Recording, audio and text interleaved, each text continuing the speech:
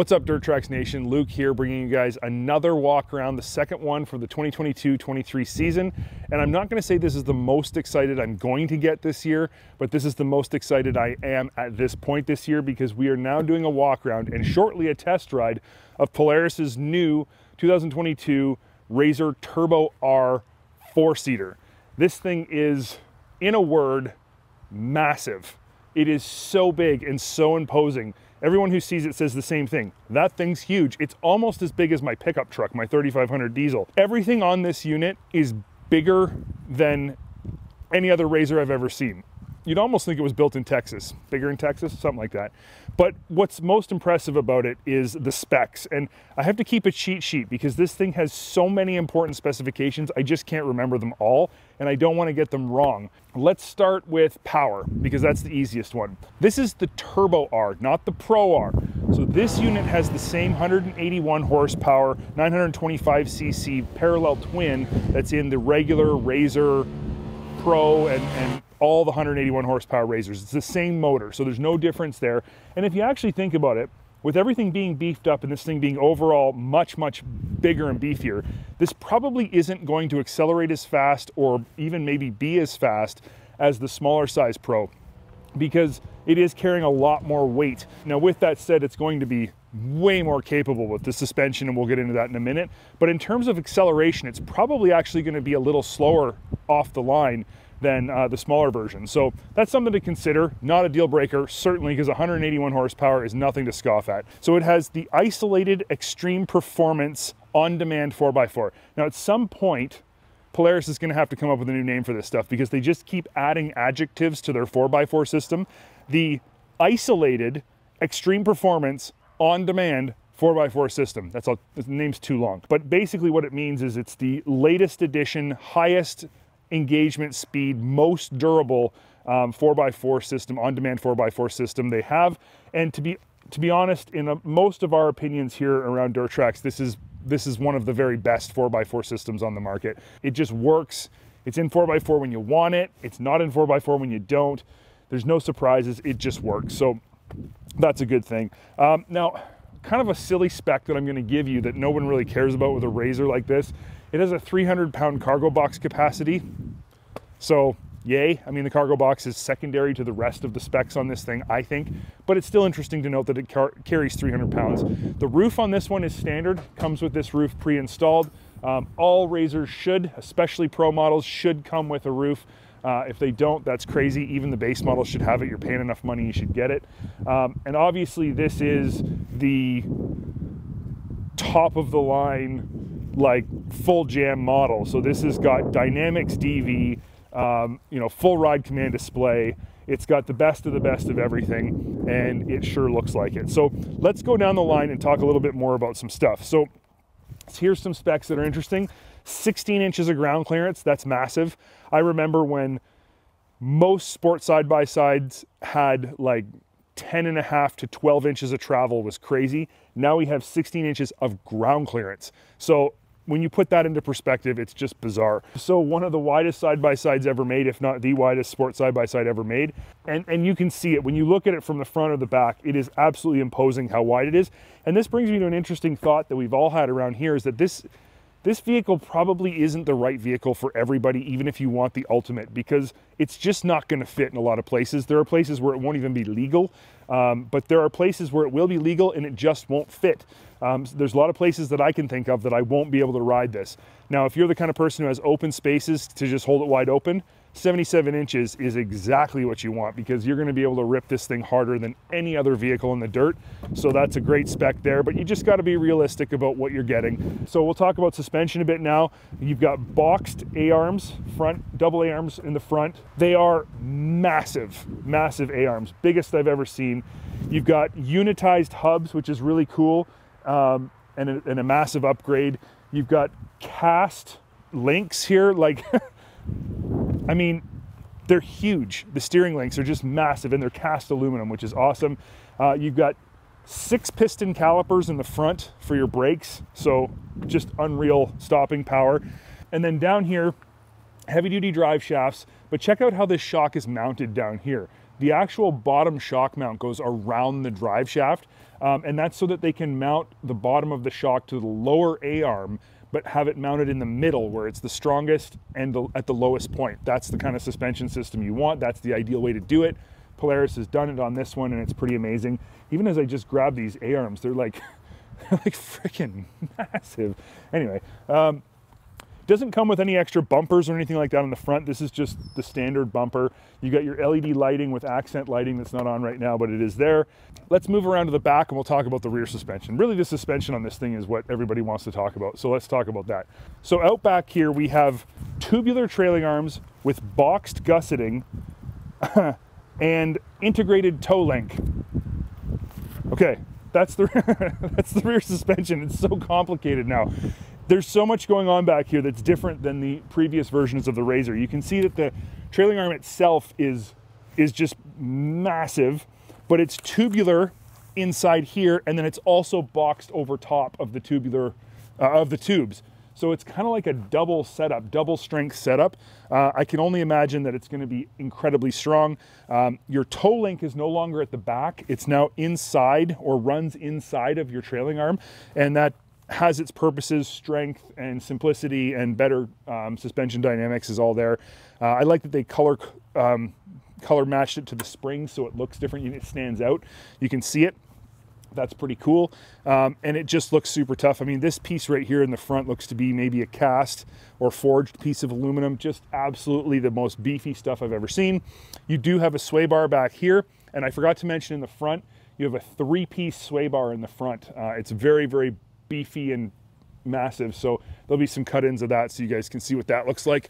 Moving further to the back, these links here are just enormous. Obviously high clearance links at the bottom. Enormous. You got unitized hubs back here with 4-piston brake calipers, and then of course we're walking around this thing and you're staring at them, so I might as well just mention the wheels and tires. These are 32-inch Maxxis Rampage Fury. How do you like that for a seriously aggressive name? The Rampage Fury, not normal Rampage, angry Rampage. 32 inches, 8-ply with, I mean, these are really nice wheels, but what's missing is bead locks, and I think that's interesting. Maybe Polaris feels you don't need them, but I think here on a vehicle like this, these should be bead locks. But check out how this outer lip of the wheel has razor cast right into it. I think that looks so cool. 5-spoke.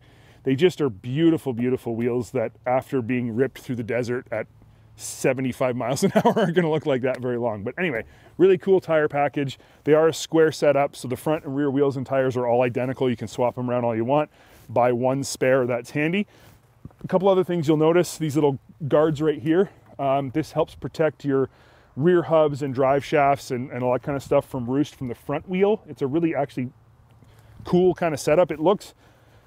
It doesn't look as integrated as a lot of other things. It just looks like an afterthought bolt-on, but it is the kind of product that you want to have anyway, so don't worry about how it looks. Its function makes a lot of sense.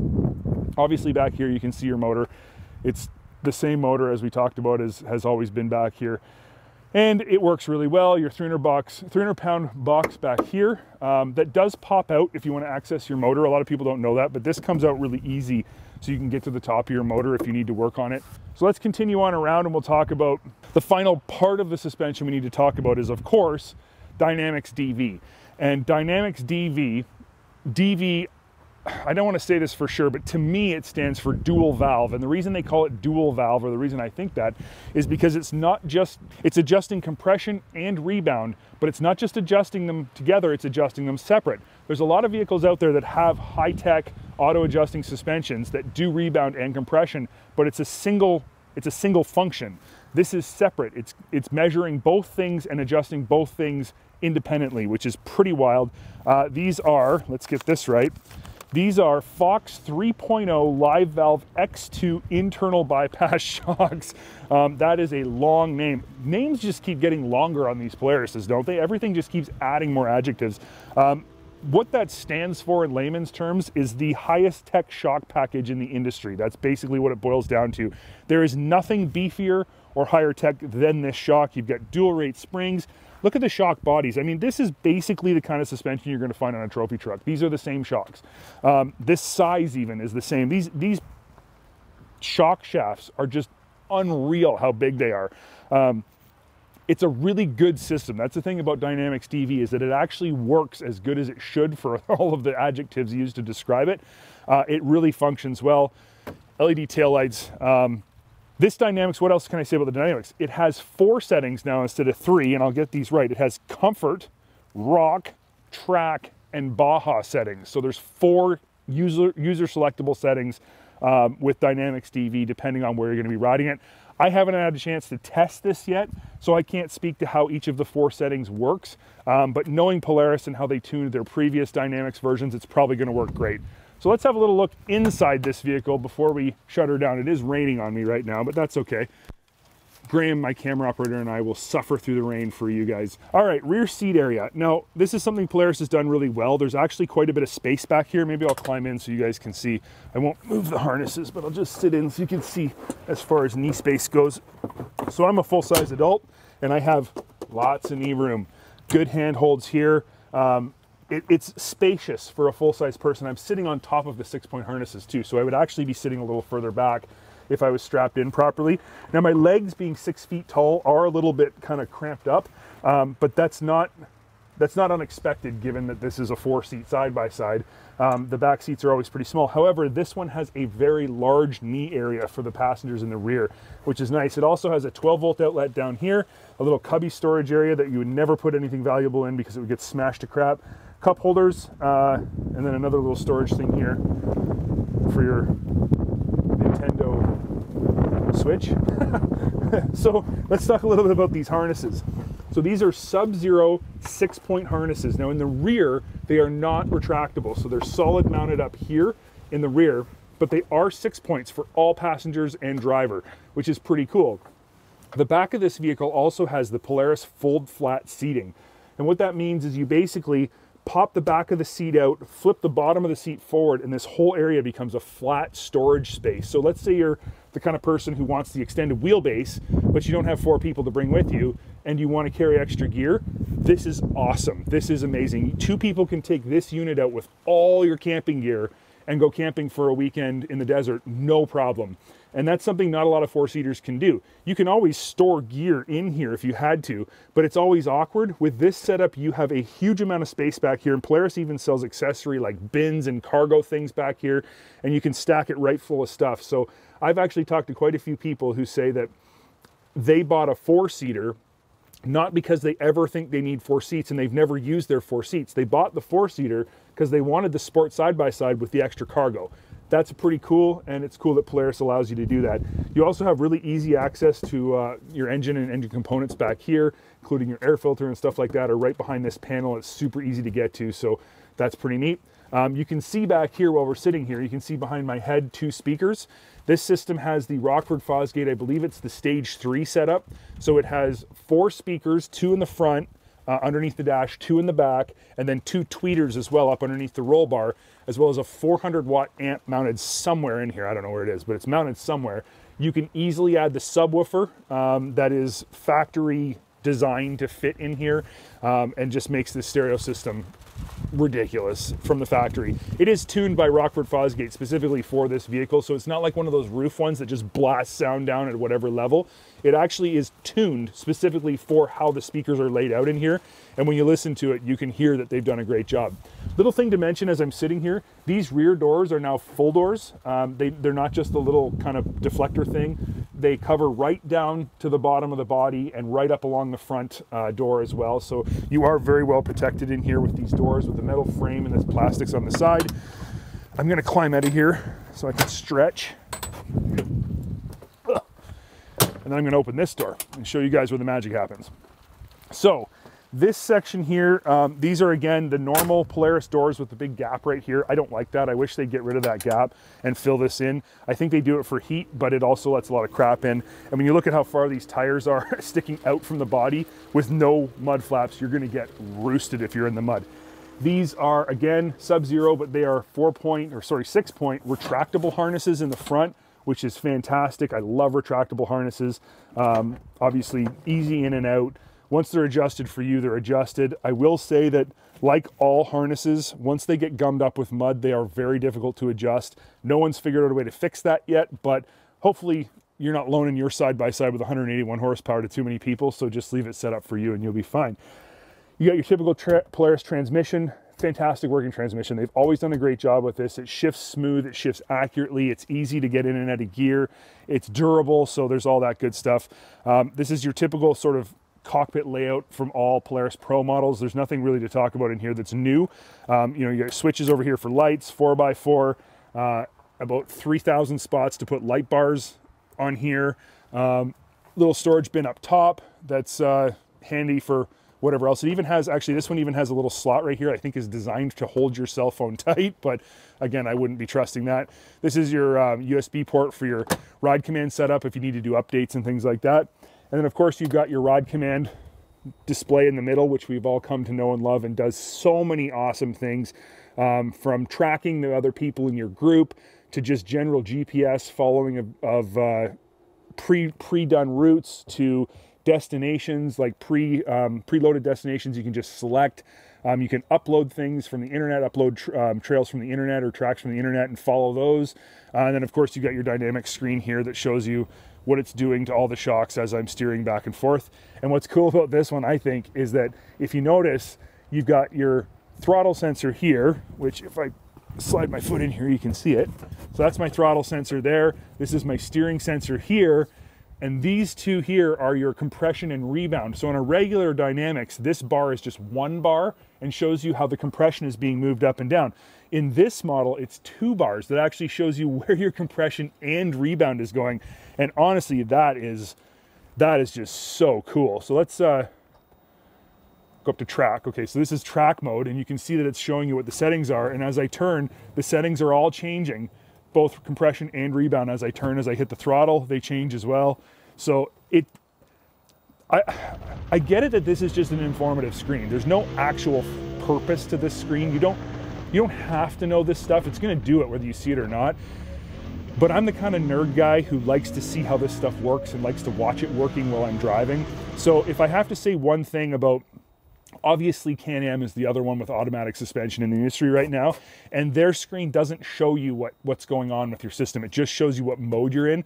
That's a minor thing, and I complained about it with that one. But again, I realize it's not that big a deal, but I love this screen.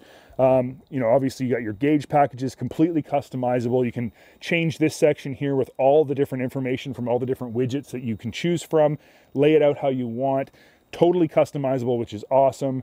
You even have 2 different layouts for your speed and RPM. You've got your nav screen, you know, you got your phone/music over here, all controllable from this side as well. Play, pause, your function button, volume, dynamics up and down, and then of course the oh crap button that we've talked so much about and I absolutely love, just bumps everything up to full stiff if you find yourself in a position where you're gonna smash something super hard. And then, you know, Polaris also gives you this gauge, which is your analog-ish version of the gauge. It's still digital in the middle, still shows you a lot of the information you get over here, but it's just directly in front of you and tilts and telescopes, you know, the steering column does, and then this screen tilts with the steering wheel. So that's pretty nice that they've offered you both of those setups. I personally, when I'm going really fast, use this one.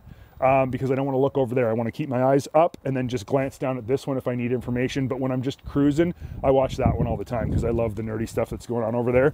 Now you can just get a glimpse here of the interior accent lighting. So you got blue light, strip light here, blue light under here, blue light under your foot areas. That's something you get when you move up to the higher end packages with Dynamix, is you get all the accent lighting as well. I mentioned the roof is factory. Here's your tweeters for your stereo, and then you've got your other glove box right up here that's, you know, it has a rubber seal, but I wouldn't trust anything valuable in there.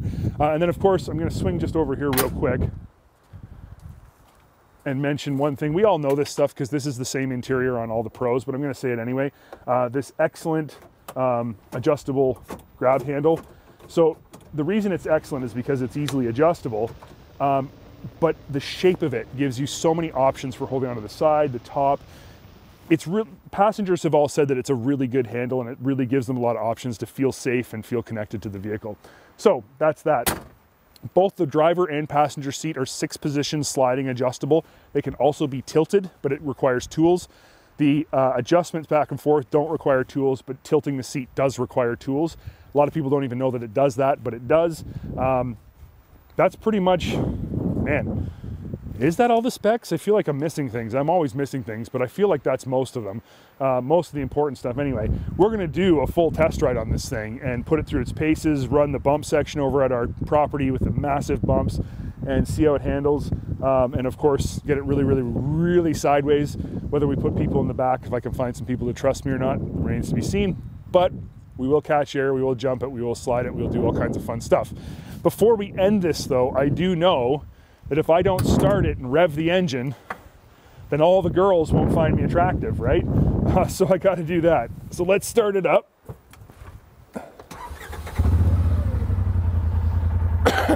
We are in park, which is good.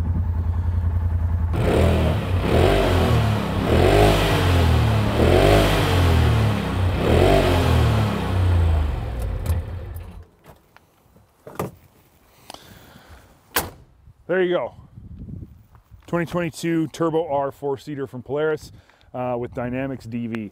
So we got lots more content coming for you guys. Definitely stay tuned to the channel. If you like this video, click the like button. It really does do us a lot of favors, both by letting us know that you liked it and by helping us with YouTube algorithms and all the funny stuff they're trying to do to people like us.